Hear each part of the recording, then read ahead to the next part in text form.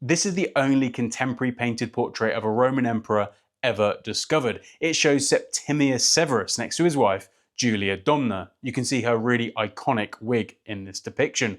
Below them is their son, Caracalla. He's just a little princeling here, but to his left is a smear.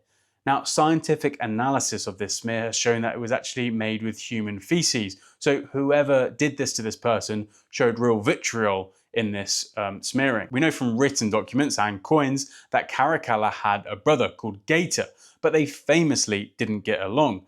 You see, when Septimius Severus, the emperor there, was on his deathbed, he made his sons promise three things: that they'd be harmonious with one another, that they'd enrich the soldiers, and scorn all else. Caracalla did the latter two things, but he did not do the first. He hated his younger brother and refused to speak to him when they became co-emperor. Eventually, he did organize the murder of his own brother. Sibling rivalries in ancient Rome were brutal. But that wasn't enough for the emperor Caracalla. He ordered that his brother's memory be damned, and this is known sometimes today as damnatio memoriae, even though the Romans never called it that themselves.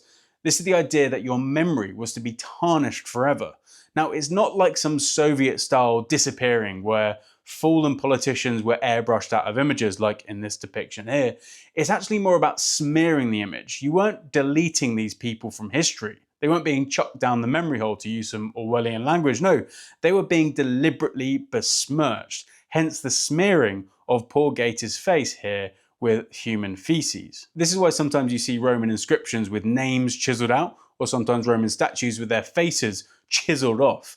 These statues and inscriptions weren't destroyed entirely, no, because that would delete them. They were deliberately besmirched. So this is a very important distinction to make, and I guess it's some kind of example of Roman council culture.